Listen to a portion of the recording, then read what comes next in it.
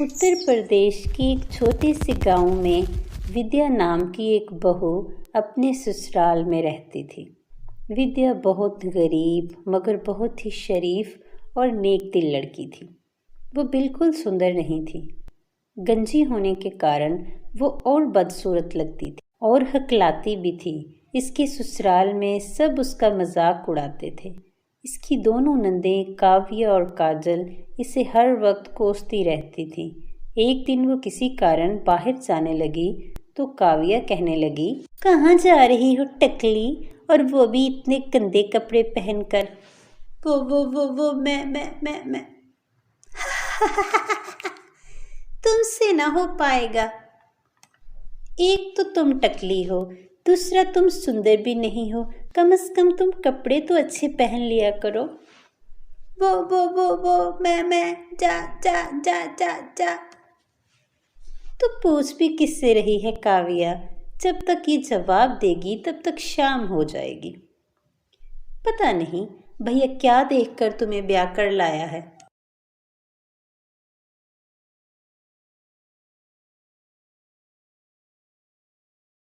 इतना कहकर अंजलि और काव्या दोनों अपने काम में लग जाती हैं। विद्या निराश होकर बाहर निकल जाती है।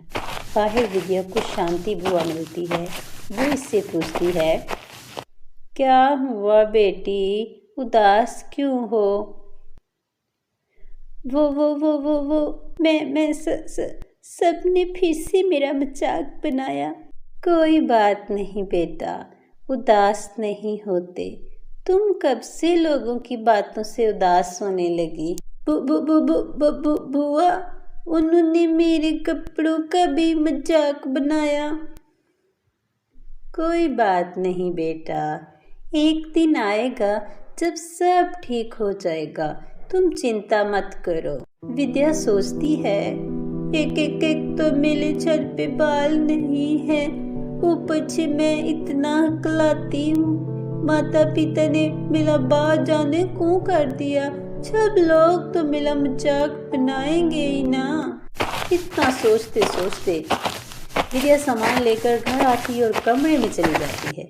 शाम को किचन में जाकर खाना बनाती है। तभी इसे किसी चीज़ की ज़रूरत पड़ती है।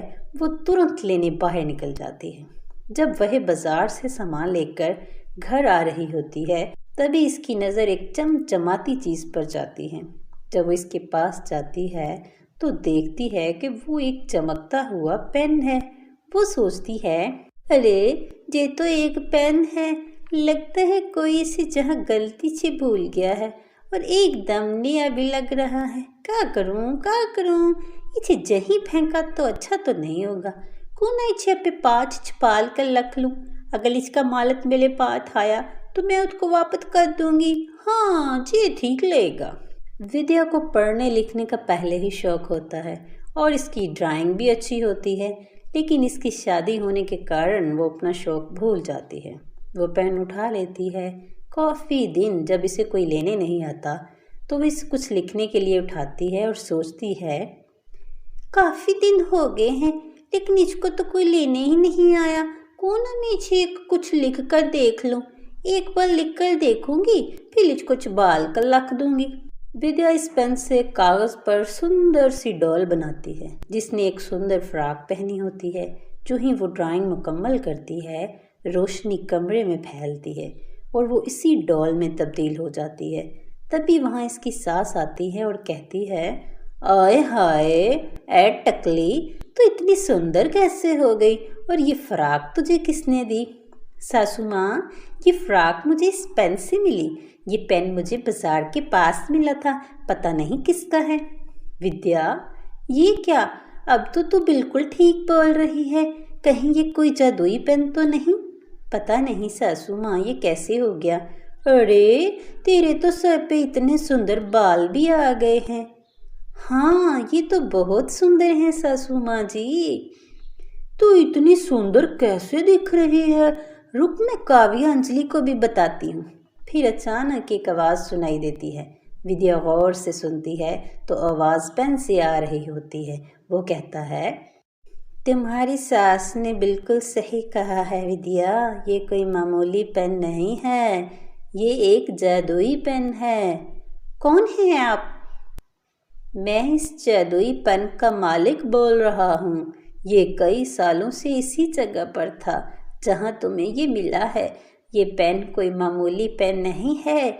हजारों साल पहले इस जादुई पेन का मालिक ढूंढा जा चुका था। इस दिन बाजार में अचानक तुम्हारी नज़र इस पर पड़ी, जिसको कोई देख नहीं सका। इसे तुमने देख लिया, फिर तुम इसे अपने साथ ले आई। तो ये पेन सिर्फ मुझे ही क्यों दिखा, किसी और को क्यों नहीं दिखा? क्योंकि इस जादुई पेन की असली हकदार सिर्फ तुम ही थी। तुम इस पेन से अपने मन के सारे काम कर सकती हो। जो भी तुम चाहो इसकी ड्राइंग बनाओ, वो सच में तुम्हारे सामने आ जाएगा। विद्या ये सुनकर खुश होती है। वो इस पेन से बहुत सारी ड्राइंग बनाना चाहती थी। अगले दिन वो तैयार होकर पेन कागज हाथ में पकड़े बाहर जाने लगती है तो काव्या और अंजलि इसको रोक लेती हैं। विद्या इन्हें कहती है, तुमने मुझे क्यों रोका है? हमें माँ ने कुछ बताया है। क्या बताया है सासू माँ ने? वो ही जो नज़र आ रहा है। क्या ये तुम ही हो? जी हाँ बिल्कुल, ये मैं ही हूँ। मेरे रास्ते में मत आओ। अरे तुम तो बिल्कुल ठीक से बोलने लगी। ये तुम्हारे इतने सुंदर बाल कहाँ से आए? ये चमत्कार कैसे हो गया? तुम कैसे इतनी सुंदर हो सकती हो? विद्या इन्हें कोई जवाब दिए बिना आगे जाती है। इसे कुछ गरीब बच्चे मिलते हैं। वो कागज़ पर पेन से कुछ खाना बनाती है जो इनके सामने आ जाता है। ऐसे ही वो सबकी मदद करती रहती है। काव्या और अंजलि को जलन होने लगती है। काव्या अंजलि से कहती है, अंजलि तुमने देखा गांव में सब विद्या को कितना मानने लग गए हैं। पता नहीं अचानक ऐसा क्या हो गया है। इसके बाल उग गए हैं और ये ठीक से बोलने भी लग गई है। और खुद भी तो कितनी सुंदर हो गई है ना। हाँ, और अब तो ये सबकी मदद भी करती है। हमें पता लगाना होगा कि आखिर बात क्या है। काव्या और अंजलि इसके बाहर निकलते ही इसके कमरे की छानबीन करती हैं और सब जान जाती हैं कि ये चमत्कार एक जादुई पेन का है और वो इसका पेन चुरा लेती हैं।